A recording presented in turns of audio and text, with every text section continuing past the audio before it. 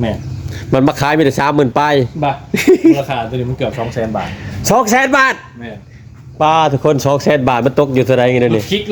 150ขายอยู่ลาวหันมีหนังสือหัน125,000 บาทรุ่นกระเจรีโมทได้มีคนมาถามซื้อบ่มา50,000 บาทขายบ่ติโอ้ตายจะตั้งราคา500,000 200,000 บาทมีคนมาถามซื้ออยู่คือเขาสิเอารถใหญ่มาเฮ็ดมันยังป้าบอกว่าเพิ่นสิแปลงรถอันนี้โครงการฮะจะเป็นคันว่าจะบ่ได้มาโดนปานใดล่ะบ่เห็นเลยว่ะเอากันจังหวัดนนท์แล้วบ่ได้มาจังหวัดบ่ได้มาอีก2 ปีแล้วจังหวัด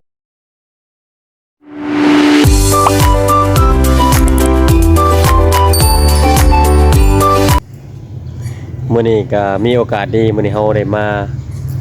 ตลาดดงเห็นคือตลาดหนองทรายอารันแหละก็เลยเพื่อนเพิ่นอยู่ใกล้ตลาดก็เลยมาแวะยามเพิ่นช่วงนี้เพิ่นบ่มีเวลาอะไรเพิ่นบกวุ่นอยู่กับการตกแต่งรถเขาก็สิไปเบิ่งว่าเพิ่น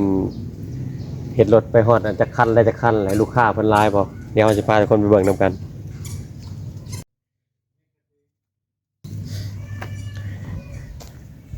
สบายดีน้องชายลันกับสบายดีเนาะ FC ไทย Channel แม่นบ่แม่นบ่ว่าบ่โอ้ยยังเปลี่ยนชื่อช่องแล้วบ่เปลี่ยนแล้วกระแสอาไทยก็นั้นจังดังเป็นอะไรมาได้เนาะโอ้ยมาตลาดก็เลยบ่ได้มาโดนนึงก็เลยว่าโอ้ยมากระเทินหน่วยคือพ่อเจ้าอยู่นี่แหละกระถามคนแถวตลาดเขาก็ว่าเจ้าติดแห้งเนี่ยนี่ติดหยังติดรถพวกพุ่นอยู่กับรถตอนนี้กำลังเฮ็ดสายเบรกรถอยู่ตอนนี้บ่แม่นเนาะเสือกไห้ปลา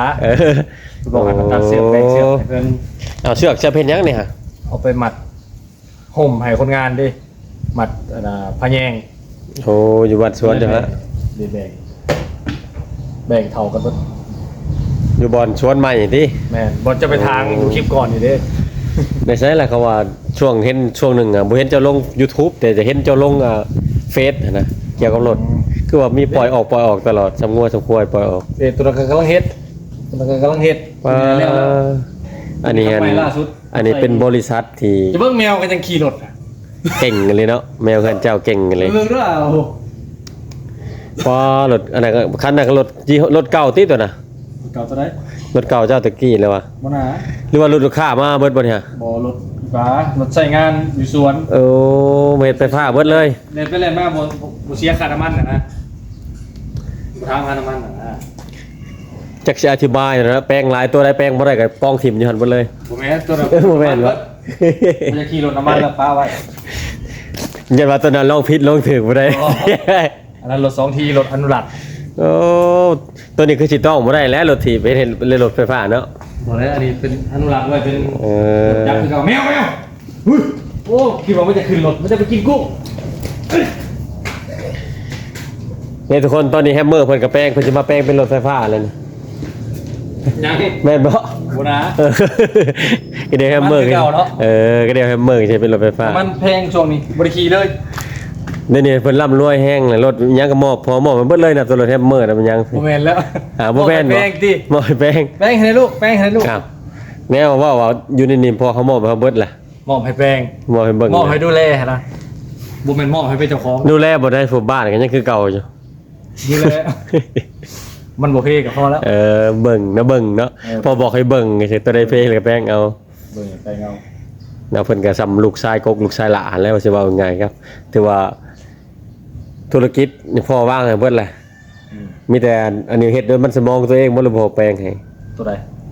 บรรดารู้จักคิดเองบ่คิดเองเฮาจักแหวกดิ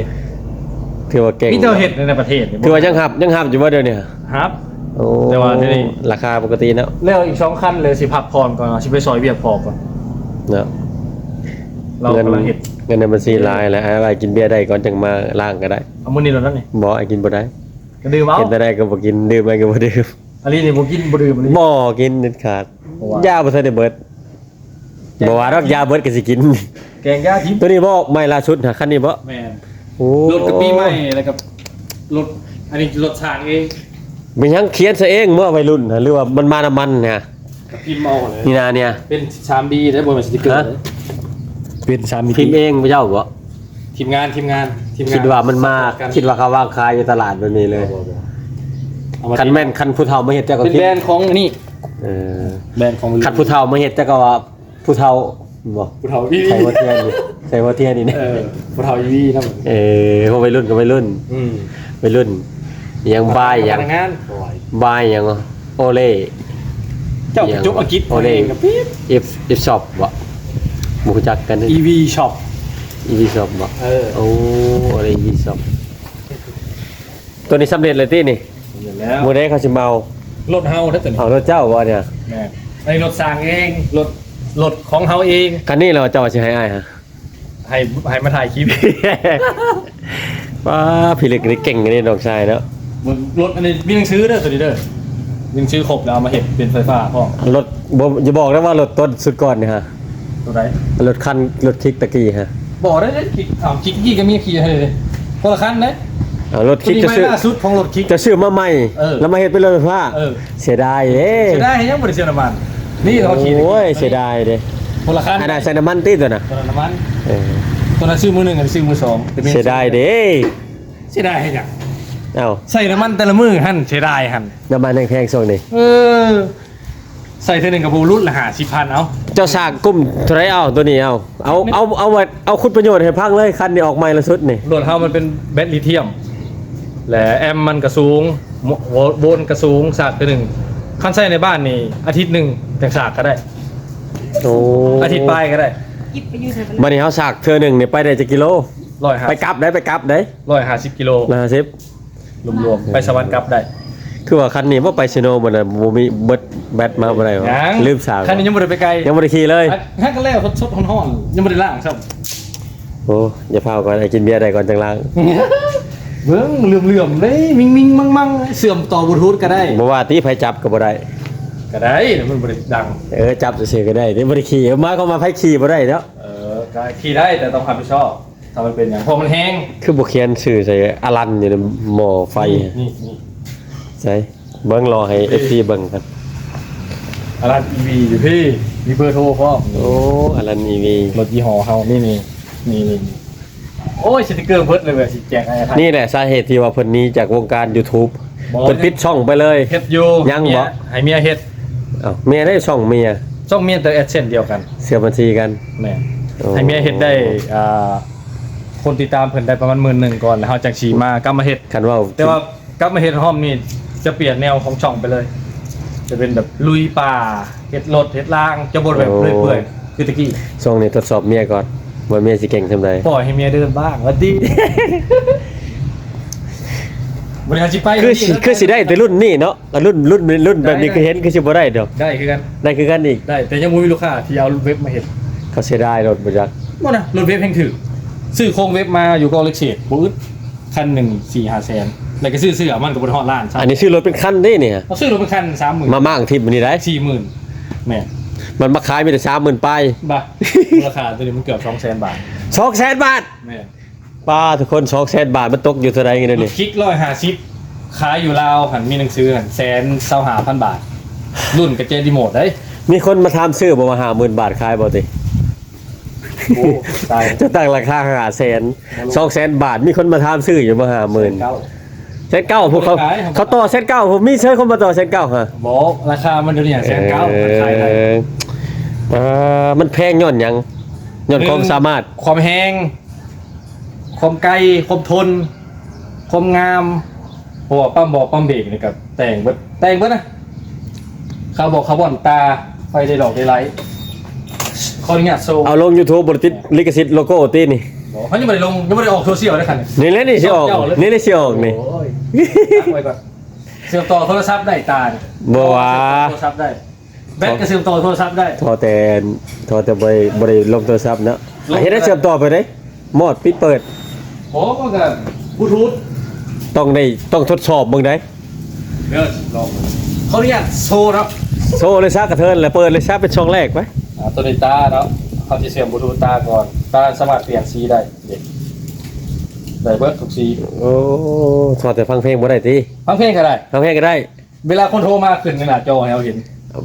บ่ว่ามีเพลงอยู่ในโทรศัพท์จักก็ได้ โทรแต่เขาบริเสียบตู้ พอจะบ่ได้โทรซื่อเนาะ โทรก็ได้ โทรก็ได้อีก ได้ ทับอยู่หน้าก็ได้ ครับอยู่ในก็ได้ สมมติเราขี่รถเนาะเขา โทรศัพท์อยู่ในนี่เนาะมีคนโทรมามันขึ้นเตือนอยู่นี่ ก็มันสิดังเลยมันก็สิล่มเขาก็สิได้ยินเฮาอยู่บ่ล่ะ หมวกกันน็อกเขาบลูทูธคือกัน เขากดทับอยู่นี่ โอ้นี่เพิ่นไล่200,000 บาทไล่ทั้งหมวกกันน็อกเด้อนี่มีบลูทูธ เอาหมวกกันน็อกเขามีบลูทูธเด้เวลากดทับซ้ายมันก็ล่มเลย สมราคาเด้อทุกคน แมน คันเฮาซื้อก็ถือว่าบ่ลบเฮาให้ด้วยความสามารถเด้คุ้มค่า ลิมิเต็ดคันเดียวใน บ่มีไผเฮ็ดได้ คันเดียวในประเทศลาวแล้วก็ไว้ โอ้สุดยอดสุดยอดสุดยอด จะส่งกี่ปรีแหละ สิไปทางใดอีกล่ะช่องไว้โลกนี่ ตาแข้งกัน เอ เปลี่ยน อ ได้เปลี่ยนสีได้ตามใจเลยเป็นแบบลุ่มก็ได้นะ เมื่อทุกคนคอยละกะคอยคิดกะว่าบ่เกินสูงสุดกับบ่เกิน 80,000 บาทไป เอาก็ เพราะว่า200,000 บาท เกือบ200,000 บาท มา มีเอกสารมีระบบโหมดน้ำพร้อมแบตเตอรี่กระเสื่อมโทรศัพท์ได้ มีเอกสารก็ไปเวียงจันทน์บ่ได้ดอก ก็ได้ใส่รถเมล์ไป ใส่รถเมล์ไป มันก็มีสุดนอกสุดหน้าเบรกเกอร์กล้องละล่ากับ15,000แล้ว 100ปลายกิโลก็ได้สิไปกลับพลานไป พลานไปครับมีแต่60 70 ก็คุ้มค่าอยู่แต่ว่ารับประกันสมมุติว่าซื้อไป200,000นี่รับประกัน ถ้าประกันให้เลย6 ปี 6 ปี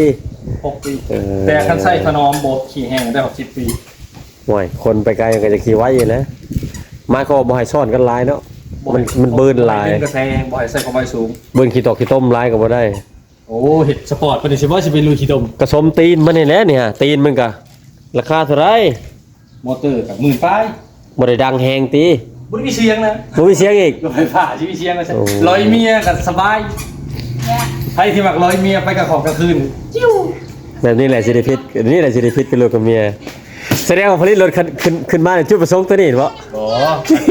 ไปไวมาไว มาก็มาขายผู้อื่นทันที บอกอันนี้คือลูกค้าเนาะ คุณประโยชน์หลายเนาะ หลาย มาตอนเลิกกับเมียบ่ฮู้ โอ้โห ไปเล่นเลิกกับเมียก็ยังบ่ฮู้ โอ้โห แต่ว่าอย่าให้เมียฮู้ตาย แต่ไปใช้แพ็กเกจจืด โอ้นี่แหละทุกคนบ่ได้มาเยี่ยมยามน้องพรสวรรค์มันมีทุกคนเด้เพิ่นว่าขอแต่ว่าสิลงมือเฮ็ดเท่านั้นเด้ก็บ่เชื่อดอกว่าน้องชายเพิ่นสิเฮ็ดเก่งบ่ได้สุดท้ายมาผลิตรถได้หลายคันนะ มันมีฟังก์ชันมันมี ชุดก่อนก็มีคนบ่ได้เรียนอาจารย์ YouTube ติ กับมีแน่ มีแน่เนาะ ถามน้ำแน่ชื่อเครื่องน้ำเขาก็ถามน้ำที่ได้มันเสียได้ของหู มีคนมาเอามีปิดมาลูกค้าร้อยก็มีเอามาปิดเอา แม่แต่ร้อยทุกคนนะ เบิดจักคันเลย เป็นชิปหรือว่า เป็นชิปเลย คือว่าสุดก่อนนี่ยุทธสารวัตรก็เอาบ่ ซูมเอ็ก เอาคันหนึง คอนเทนต์ เป็นสิเอาอยู่แต่เพิ่นว่าเรามาก่อนเอาก็เลย คือว่ามีลูกค้าอีกคนหนึงก็มาปิดจะเอาลงเฟซแม่นบ่มันจะเอาลงเฟซคือว่า ห แม่ ลาย น คนหลายสเปค แต่ตัวขายดีแม่นรถคลิก110ตัวเก่า เดี๋ยวจะพาไปเบิ่งรถสีเหลืองก่อน ตัวนี้ราคาย่อมเยาบ่แพงดอกเบิ่ง เดี๋ยว กัน แพงประมาณ 6-7 หมื่น บ่แพงนะ 6-7 หมื่นบาทพอขี่ได้บ่มีหนังสือ บ่มีรถเข้าป่าเข้าดงรถลุยกันซะ เหมาะกับคนที่มักอยู่บ้านบัดสวนแบบมักแบบ เที่ยวสวน เที่ยวสวนเนี่ยเพื่อนกับสวนนะแบบมีรีสอร์ทมักขี่รอบไปนะ แล้วก็กวนหมู่อีกได้ หับประกันคุณภาพ ตีน อันนี้ก็เป็นลิเธียมเหมือนกัน แต่ก็เสียงมันก็บ่ดัง ตัวนี้ไปได้80 ลัก 80 ลัก ตีบักใหญ่เลยข้างหลังโอ้80 ลักตัวนี้แบตจะหน่อย ซื้อรถคันนี้แหละแถมกุ้งพร้อมทงหนึงนี่ อันนะ เอาไปเลย เอาไปฝากหน่อยเด้อ โอ้เบิ่งสิไปเบิ่งโครงการเพิ่นก่อน เฮ้ยตัวกำลังผลิตกันตัวกำลังผลิตว่าสมโภชงานสมโภชงานไหม ป้าสิพาไปเบิ่งโรงงานเพิ่นโตกำลังผลิต โรงงาน แต่โตที่ผลิตบ่ได้ก็มีกองอยู่นี่แหละ ไปส่งข้อมูลหน่อยเด้อ โตเพิ่นลองผิดลองถูกมีข้อมูลอยู่นี่แหละนี่มันหมุนเพไปเลย บอกตัวนี้เป็นของอาริต้าใส่ตะกี้แล้วเอาเครื่องคันนี้ไปใส่คันนั้นแล้วเปลี่ยนหุบโสม ยังคันมาแปลงยังขี่ได้เบิดบ่จักนี่เนาะ ก็ติดได้ทุกคันแค่บริเอามาล้าง โอ้ อันนี้รถวิบากสนาม บอกง่ายๆคือรถมันหลายคันทุกคน แมน รถหลายคัน เสียง เฮา ดัง ก็ แฮ เปลี่ยน ติดเบอร์หนึ่งครับบ้านเลย เฮาแกะแบบเอาตัวนั้นตัวนี้ผสมกันเนาะ ตัวนี้เป็นรถ ตัวได้กำลังเฮ็ด ตัวนั้นครับตัวนี้รถเก่าเขากำลังเห็ดให้มอลเลตมอลเลตชื่อเอา ชื่ออะไร อ่า อันนี้ก็รถเก่าแล้ววะ อันนี้เอาเครื่องรถอาริต้ามาใส่โชมรถคิกคันนี้คิกรุ่นแรกสุดคิกรุ่นทับอินทับบอเลยนี่ตัวของเขารุ่นใหม่ล่าสุด ตัวนี้เป็น110กับวิว มันแพงนำเอาไผเนาะ บอดถ้าจริงโปรเพลงพอหอด30,000บอดเฮ้ยเฉพาะ20,000ปลาย เฉพาะมาไผหั่นใด เบิดรวมทั้งคันทั้งมอเตอร์ทั้งแบตทั้งกล่อง ตัวนี้ขี่ตัวนี้เนี่ยเศษขี่ไปหายไปสวน ตีนมันได้ใช่บ่ได้เอาเปลี่ยนบ่ ไม่เสียดายบอกก่อนซื้อรถมาสภาพนี้เห็ดสภาพนี้เลยบริเห็ดสีเห็นนะ บ่โอ้ซื้อคันมาใหม่บ่ ซื้อมาใหม่บุญไม่ซื้อมาใหม่ซื้ออยู่โรงกล้องเล็กสิ